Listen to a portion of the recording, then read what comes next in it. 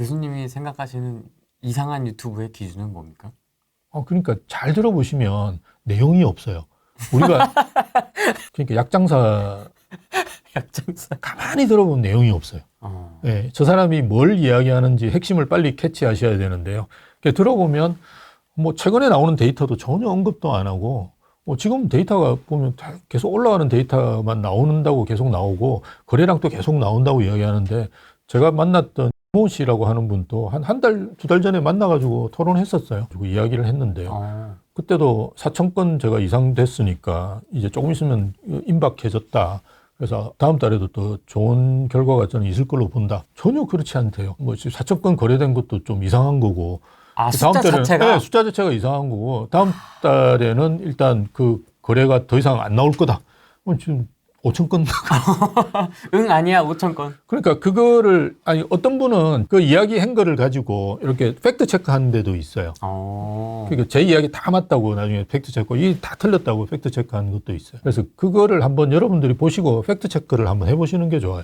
제가 하는 말이 다 맞지는 않는데요. 그래도 저는 이제, 그래도 우리가 우대빵이라는 데서 부동산 연구소를 맡고 있기 때문에 대외적으로 되게 조심스러워요. 저희 회사는 그래도 여러분 처음 들어보시는 분도 꽤 있을 건데요. 네. 주거분야에서는 그래도 제일 큰 회사예요. 플랫폼, 중개 플랫폼이라 하는데요. 저희가 제일 커요. 수도권에 한 40개 정도 지점을 가지고 있어요. 그러니까 그 정도 회사에서 제가 대표해서 이야기를 하는데 뭐 실수하면 안 되거든요. 그래서 꼼꼼하게 보고 데이터를 항상 하고 저도 이제 중개사들을 가르쳐요. 그래서 저희 이제 중개 매니저라고 이야기하는데 이분들이 오시면 제가 중개 매니저한테 상담할 때 어떻게 하셔야 되는지, 왜냐하면 상담할 때 그냥 주구장창 그냥 오른다고 이야기하는 거는 고객들한테 폐를 끼치는 거거든요. 그래서 뭐 이렇게 데이터를 가지고 지금 송파구가 먼저 오르는데요. 송파구에 지금 거래량이 어느 정도 되고 가격 상승률이 어느 정도 되고 아까 말씀드린 서초구나 성동구도 어느 정도 됩니다. 네, 그러니까 지금 여기 사시는 거는 아무래도 조금 있으면 이쪽으로 오니까 그죠? 사시는 게 좋습니다. 이렇게 이야기를 해줘야 되잖아요. 그냥 무턱대고 이 단지 좋아요. 뭐 가면 대부분 이제 중개사들이 그렇게 말씀 많이 하시니까요. 그래서 그렇게 안 하기 위해서 계속 그 중개사들 교육도 제가 합니다. 예, 그런데 제가 이제 데이터를 안 보고 뭐 문제되는 이야기를 하고 할 수는 없거든요. 그래서 그런 것들을 내용을 자세히 보시면 이게 뭔가 좀 이상하다는 걸 느끼실 수 있어요. 근데 최근에 이제 뭐 또 집사라고 이야기하고 뭐 그러더라고요. 하반기에 이제 하반기에 살 준비하라고. 살 준비하라고. 살 준비하라고. 좀 있으면 이제 사라고 이야기할 겁니다. 준비하시고 쏘세요 모양. 그러니까 그게 올 초만 하더라도 저는 이제 자주 만났어요. 그분을이라고 하는 걸 자주 만났는데. 완전 좀 친해지셨겠는데요? 아닙니다. 그 가면 이야기도 안 합니다. 저는 이제 샤이하십니까 좀? 아니요, 그냥 그분은 좀 샤이한 거고 저는 전혀 뭐 좀 외향적인데요. 없습니다. 그래서 그냥 이야기하면 되는데 너무 이제 이상한 말을 많이 하고. 올 초에 했던 이야기하고 갈수록 이야기가 자꾸 달라지니까 저도 올 초만 하더라도 제가 그때 뭐 이게 다른 유튜브 채널 같은데 저도 많이 나왔으니까요. 그때 그렇게 같이 나와 이야기했는데 올해 강하게 하락한다고 그랬어요. 그러니까 그 사회 하시는 분이 그럼 거의 폭락이라고 봐도 되나요? 그러니까 예, 이렇게 이야기했어요. 그럼 지금 말이 달라졌잖아요. 완전히 달라졌어요. 그래서 올해 폭락하는지 저도 이제 보면 좋을 것 같은데요. 폭락이라는 게 뭐 그분들이 말씀하시는 게 30%, 50% 막 떨어지는 거예요. IMF 때도 그렇게 안 떨어졌는데 30% 안 떨어졌거든요. 도대체 우리나라가 그럼 망한다는 말인지 도대체 이해가 안 되는 거예요. 그래서 IMF 때보다 지금이 더 어렵다.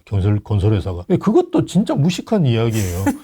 IMF 때 건설회사들이 반이 그냥 일단 대기업이 반이 날라갔거든요. 가만히 보면 IMF도 겪지를 않았는지. 그러니까 저는 IMF를 거의 30대 후반에 40대 초반에 겪었거든요. 그때 제일 힘들었을 때예요. 그러니까 저도 진짜 그러셨겠네요. 3년 지나가지고 회사 옮기려고 이렇게 준비하다가 옮기지를 못했어요. 97년도에. 한창 일하실 때인데. 예, 그래서 99년도인가 그때 겨우겨우 이제 옮길 수 있어가지고 옮겼는데요. 부동산 1, 2사 갔어요. 2000년도인가 이렇게 옮겼어요. 그 전까지는 옮길 수가 없는 상황이었어요. 그때는 집값이 떨어지느냐 아니냐 이 문제가 아니었다니까요. 직장을 잃느냐 없느냐 이 문제를 가지고 사람들이 고민할 때지 집값은 그냥 반토막이 되는 말도 아무도 관심 없을 때예요. 대부분 한 반 정도가 그러니까 대기업이 한 반 정도가 망했다고 생각하시면 돼요. 그래서 다 길바닥에 나앉고 뭐 이러는 상황이었는데 그때보다 지금이 어렵다. PF 때문에 우리나라 망한다. 그러니까 제가 말씀드렸듯이 FPF가 최고로 문제가 생겼을 때 어느 정도 수준인지. 근데 그게 우리나라 시중은행의 1년치 영업이익하고 거의 비슷하다고 제가 말씀드렸잖아요. 우리나라 1년치 시중은행 영업이익이 30조 가까이 돼요. 근데 무슨 30조 가지고 우리나라가 금융 시스템이 망하고. 근데 그게 일단 현실적으로도 전혀 말이 안 되고 조금만 여러분이 찾아보시거나 공부해 보시면 제가 하는 이야기들을 대부분 아실 수 있습니다. 방송 끝나고 좀 이렇게 더 얘기를 해보실 아니요, 수 바로 집에 가요 그냥. 아니 이러해서 좀 오류가 있는 거 아니냐고 이렇게 대화 안 하세요? 아니요, 예전에 사담을- 한 씨하고는 네. 끝나고 난 다음에 그분은 박사를 동의대에서 했어요. 제가 이제 영산대에서 했는데 부산이나 이런 데는 두 군데 학교가 부동산 학과가 있어요. 동의대하고 영산대가 있어요. 그러니까 학과는 많은데 예, 박사학위를 주는 데가 딱 두 군데 됩니다. 동의대에서 박사학위를 받았더라고요. 그래서 대화도 잘 안 돼요. 일단 그 서로가 생각하는 게 좀 다르고 저는 이제 기본적으로는 경제학적 베이스로 이야기하거든요. 제가 이제 성결대에 있을 때는 가르쳤던 과목이 경제원론입니다. 그게 이게 부동산학과를 안 만들어져가지고 경제원론을 가르쳤어요. 경제학 원론을 가르쳤는데 물론 제가 이제 저희 때는 복수 전공이 없어가지고 제가 경제학 원론은 부전공으로 했었거든요. 전공은 경영학을 했습니다. 경제학적인 베이스로서 대부분 부동산 시장은 이해가 됩니다. 뭐 이제 규제를 많이 하면 가격이 오른다 이런 것들은 우리가 경제학 원론에 나와 있는 내용이거든요. 그래서 문재인 정부 때 규제가 그렇게 심했는데 왜 가격이 올랐습니까? 이렇게 이야기하시는 분은 경제학 원론 책만 보시면 왜 오르는지를 알 수가 있거든요. 그래서 경제학에 대한 기본적인 베이스를 가지고 저는 해석을 하고 이해를 하고 필요하면 이제 뭐 추세 분석 같은 것도 나름대로 엑셀로 가지고 해보고 하는데요. 연구는 이제는 안 하죠. 대학을 떠난 지가 꽤 됐기 때문에 우리나라 대학, 미국 대학은 조금 다릅니다. 제가 근무하는 방식 자체가. 그래서 뭐 안 하는데요. 근데 어쨌든 이렇게 지표들을 보는 거는 대부분 경제학적인 지식이 좀 있으셔야 돼요. 근데 경제학적 지식이라는 게 뭐 엄청난 게 아니라요. 경제 언론 같은 거는 거의 교양 과목이기 때문에 대부분 배우시고 하기 때문에 그 정도만 하시면 충분해요. 근데 그 베이스가 없으세요. 자꾸 이게 그분들 디스하는 것 같아가지고 죄송하긴 한데 경제학적인 베이스가 거의 없으세요. 이야기를 해보면. 예.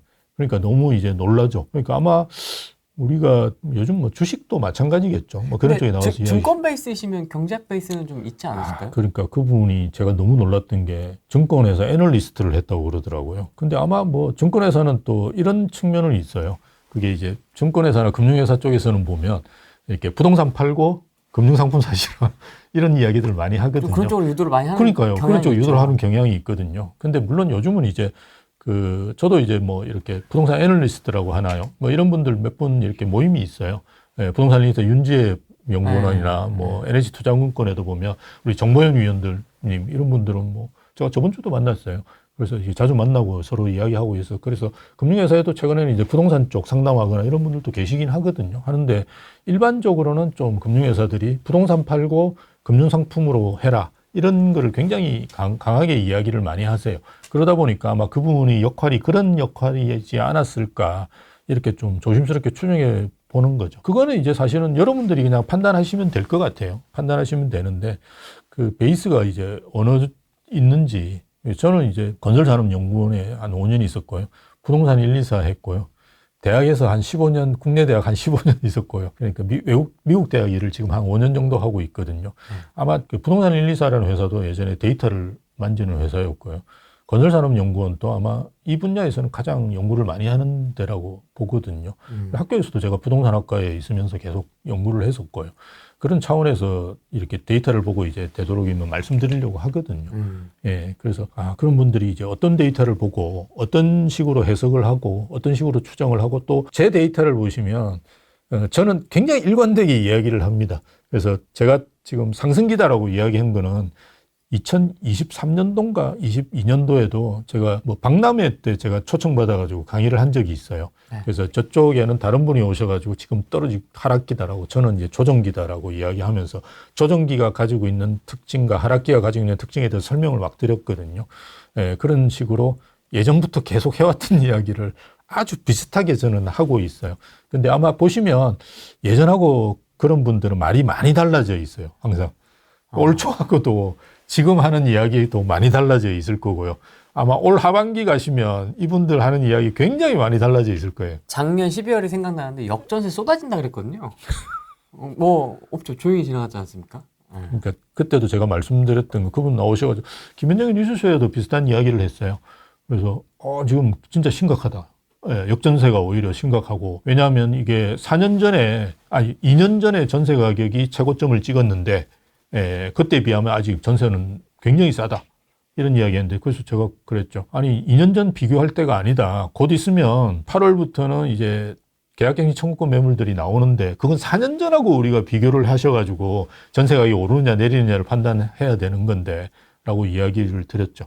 그래서 이렇게 포인트도 좀 제가 볼 때 잘못 잡으시는 것 같고요. 지금 2년 전 이야기하면 안 되거든요. 2년 전에 최고점이었을 때, 2021년도 막 그 이야기 계속 하고 있는데, 그 시점은 이미 이제 지난 시점이라고 보는 거고요.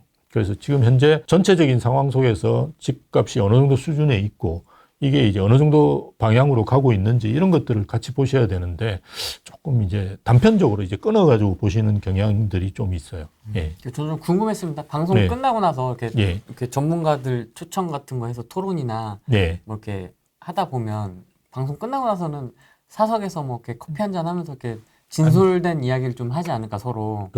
그러니까 시장 지표를 가지고 해석하시는 분들하고는 친해요. 데이터를 가지고 시장의 움직임, 그러니까 오래 있으셨고 보면 대부분 이런 분들이 그리고 부동산이나 건설 시장을 좀 아세요. 그러니까 부동산은 이제 우리가 좀 소비자 측면이고요. 건설 쪽은 생산자 측면이잖아요. 그러니까 PF 문제 같은 것도 사실은 그런 생산자 측면에서 일어나는 일인데 이게 연관은 다 돼 있지 않습니까? 그래서 그런 걸 저는 뭐 건설산업연구원에 있었고 물론 제가 그쪽 연구를 한 건 아닌데요. 그렇더라도 건설산업연구원에서 현장도 많이 다니고 했었거든요. 이제 그런 베이스를 가지고 서로 아시는 분들끼리 이야기하는 거는 좋죠. 그래서 그런 분들하고는 친해요. 나가서 이제 이야기하고는 그다음 친해져가지고 같이 커피도 마시고 내려와가지고는 말씀한 대로 하는데 안 그런 분들은 좀 이렇게 뭐 친하고 싶다는 생각도 별로 없고 그러니까 이야기를 하면 좀 이상하잖아요. 제 생각 너무 다른 이야기를 하시고 그러니까 동일한 지표를 보는데 너무 다른 이야기를 하시니까. 근데 그쪽에서도 이상하게 볼 수도 있잖아요. 그러니까 그럴 수도 있는데 그런데 그러니까 지표가 우리가 보면 그 경제학적인 지표는 3개월에 6개월 정도 이렇게 뭔가 상승을 하면 추세적으로 상승한다고 이야기하거든요. 작년 12월 달에 거래량이 1,700인가 뭐 이랬었어요. 그러다가 2,000, 3,000, 4,000 두 번 찍고 지금 5,000 찍는데도 이걸 추세적으로 상승한다라고 이야기를 안 하면 그 이상하잖아요. 좀. 예, 그러니까 추세적으로 상승한다고 이야기를 안 한다니까요. 그분들은 일시적이다라고 이야기해요. 일시적인 거는 이렇게 단편만 보는 거죠. 예, 그리고 또 떨어졌다가 올랐다가 이러는 거를 이제 단편만 보는 거고. 근데 우리는 이제 추세적으로 이렇게 오르는 걸 보잖아요. 그리고 최근에는 이제 이렇게, 매매도 쭉 오르지만 매매가 오르면서 말씀드렸듯이 전세가 이렇게 떨어지거든요. 예, 전세가 한 13,000, 14,000 이렇게 가다가 쭉 떨어지고 지금 9,000대로 떨어졌어요. 매매는 5,000. 그럼 이제는 그 폭이 한 4,000건으로 줄어들었어요. 그럼 이건 어떤 의미가 있냐 그러면 전세 수요가 매매 수요로 전환한다는 의미가 있잖아요. 그렇죠. 그러니까 이런 이야기들을 저는 해드리거든요. 나가면. 그래서 사람들이 이제 뭘 보고 시장을 좀 판단하시라고. 근데 이런 거가 없어요. 그분들은. 그러니까 전세는 무조건 지금 높으니까 앞으로 더 떨어져가 역전세가 날 거고 집값도 너무 높으니까 앞으로 더 떨어져 가지고 그 폭락한다. 이게 그냥 논리예요. 그러니까 저도 이렇게 보면서 그러니까 이렇게 전세와 매매 추이가 이렇게 가거든요. 이거는 상승기 때 나타나는 현상이에요. 물론 이게 계속되는지 안 되는지는 지켜봐야 되지만 제가 말씀드렸듯이 수급, 경기 상황, 그다음에 금융이라는 건 이제 통화량하고 금리예요. 네. 그죠? 요 세 가지 지표가 미래를 결정하거든요, 대부분. 네. 그래서 그 세 가지 지표 중에 지금 뭐 문제가 있는 게 전혀 없잖아요. 수출은 작년 7월에 바닥 찍었어요. 그러니까 이제 거의 1년치 올라오고 있어요. 그러니까 우리가 그때도 마이너스이긴 했지만 심한 마이너스이기 때문에 그때부터 쭉 올라가지고 10월 달부터는 수출 증가율이 플러스로 전환됐잖아요. 네. 그래서 계속 지금 올라오고 있거든요. 1년 동안 수출 증가율이 올라오고 고용률도 좋아지고 1분기 대기업 영업이익률이 50몇 % 오르고 그러니까 모든 지표들이 지금 저희들도 그걸 하려면 경기가 좋아지는지 안 좋아지는지를 볼 수 있는 게 수출, 고용, 그다음 대기업이에요. 뭐 대기업이 좋아져야지 중소기업이 좋아지잖아요. 네. 중소기업이 좋아지고 대기업이 좋아지지는 않거든요. 그러니까 우리 점포 쪽에 영업하시는 분들은 안 좋죠, 지금. 그렇지만 대기업은 수출이 잘 되면 좋아지거든요. 그리고 그 좋아지면 중소기업이 좋아지고 중소기업이 좋아지면 이제 또 점포 영업하시는 분들까지 좋아지거든요. 이런 순차적인 흐름들을 보기 위해서 그걸 계속 봐야 돼요. 그래서 지금은 앞으로는 아마 경기가 굉장히 중요할 거예요. 경기가 여기서 만약 꺾인다든지 이러면 뭐 경기하고 집값하고 크게 상관은 없는데요. 그래도 심리라든지 수요에 굉장히 큰 영향을 미치거든요. 그래서 경기를 지금은 좀 보시는 게 중요한데 경기 지표도 지금은 크게 문제없이 쭉 가고 있어요. 다양한 의견을 또 보는 게 또 시청자분들이 판단하는 거니까요. 그렇죠. 다른 분들 의견도 보시고 그게 맞으면 뭐 안타깝지만 그분들도 의견을 따르시면 좋은데 대부분 제가 말씀드렸듯이 결정장애 그러니까 무주택자나 집을 안 사겠다고 그냥 마음먹고 있는 분들 계시거든요.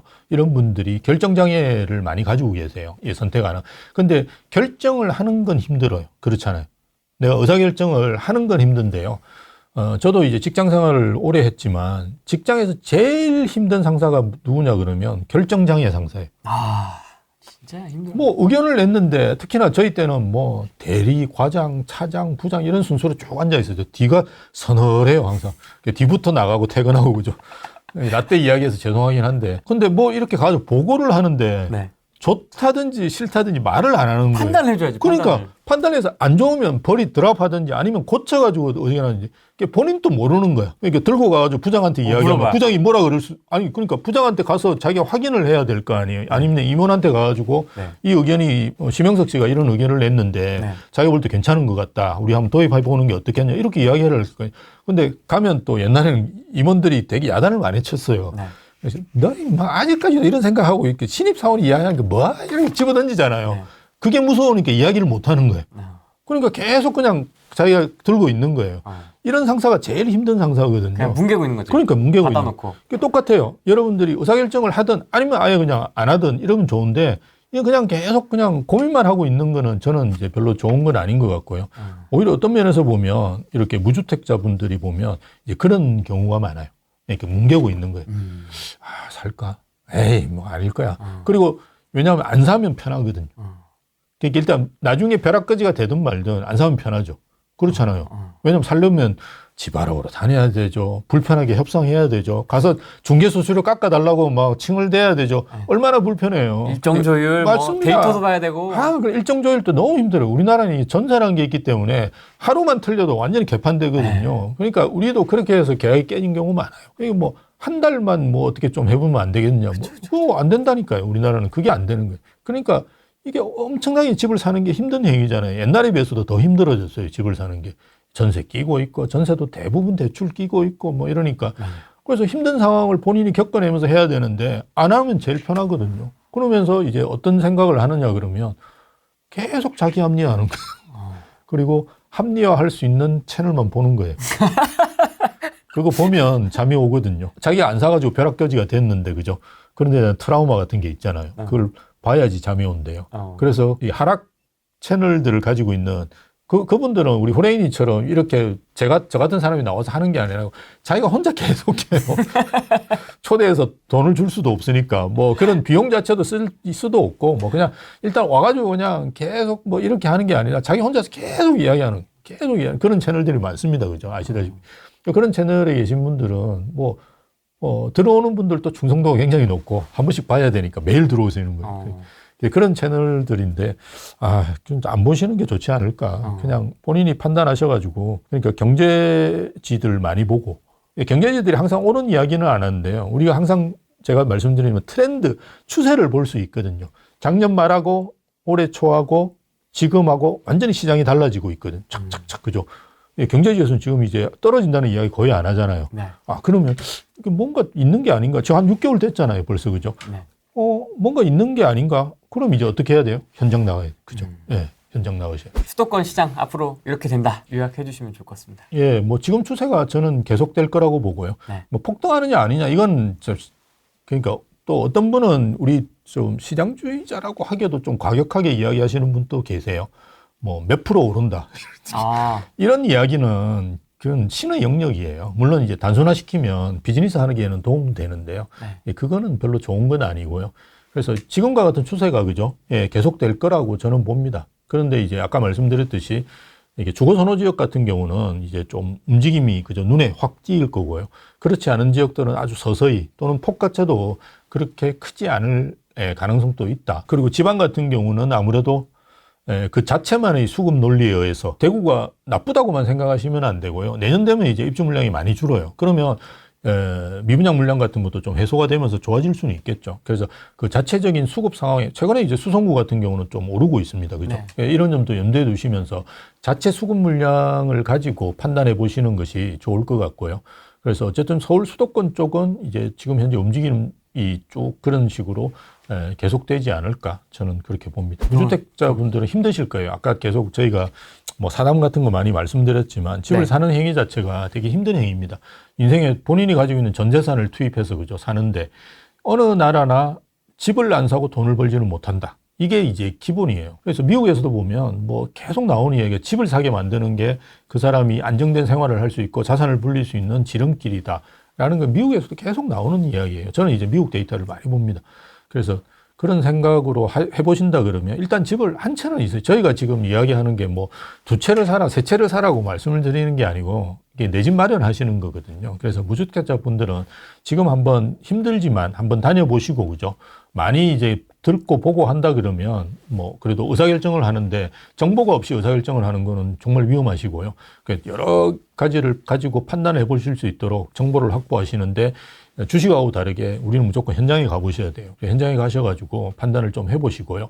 그 다음에 이제 1주택자 같은 분들은 갈아타기 하기 저는 나쁜 시점은 아니라고 봅니다. 여전히 뭐 정말 주거선호 지역 아니고는 뭐 좀 여유도 있고 네. 합니다. 그래서 그런 지역들을 잘 고르시면 그래도 예전에 좀 떨어졌던 그죠? 요 가격대로 할 수 있는데 주거선호 지역은 지금 예전 최고가에 근접한 데가 대부분이에요. 이제는. 그러니까 뭐 90 몇 프로 이런 데가 많습니다. 서울 전체적으로도 제가 알고 있기로 80 몇 프로거든요. 그러니까 거의 회복되었습니다. 그런데 만약 자기가 원하는 신축이고 좀 그죠?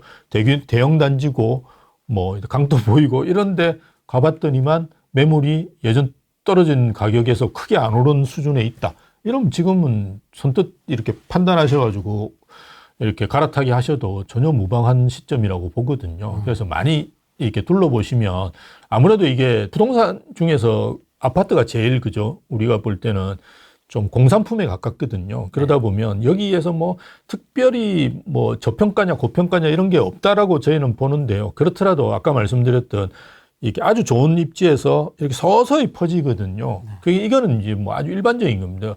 우리가 주식도 뭐 대장주 먼저 블루칩이라고 하는 게 먼저 오르고 그다음 수출주 오르고 그다음 우리가 잡주라고 이야기하는 것들이 오르거든요. 그러니까 마찬가지로 이렇게 가면서 시차가 좀 있었거든요. 그런 걸 잘 선택하시면 이게 만족스러울 만한 뭐 갈아타기를 하실 수 있습니다. 그래서 그렇게 하시는 게 좋고요. 저는 다주택자분들은 버틸 수 있으면 저는 좋은 시점이라고 봐요. 오히려. 그래서 2025년, 26년도에 이렇게 파시는 것도 나쁘지는 않고요. 그렇지 않다. 그러면 좀 모으시는 것도 좋고 그리고 팔고 난 다음에도 저는 한 채로 좀 모아두시면서 좀 시장을 좀 보시는 게 좋지 않을까. 그다음에 이제 정치적인 리스크가 우리나라 항상 있으니까요. 이게 외국에는 뭐 민주당이 집권하나 공화당이 집권하나 부동산 정책을 바꾸지는 않습니다. 그냥 똑같이 갑니다. 그런데 우리는 막 부동산 정책 이렇게 가니까 그래서 좀 정치적 리스크가 있고 지금은 뭘 법을 바꾼 게 아니고 아시다시피 유예시켜 놓거나 그죠 시행령을 개정해서 한 거거든요. 이거는 그냥 집권하자마자 확 바꿔버릴 수가 있기 때문에 여러분 조심하시는 게 좋을 것 같아요. 뭐 재밌는 얘기 사담 많이 했는데 다양한 콘텐츠 좀 보시면서 각자 좀 잘 판단하셔가지고 자산 증식하시면 좋을 것 같습니다. 알겠습니다. 여기까지 하겠습니다. 고맙습니다. 감사합니다. 안녕 한번 해주세요. 다음에 뵐게요.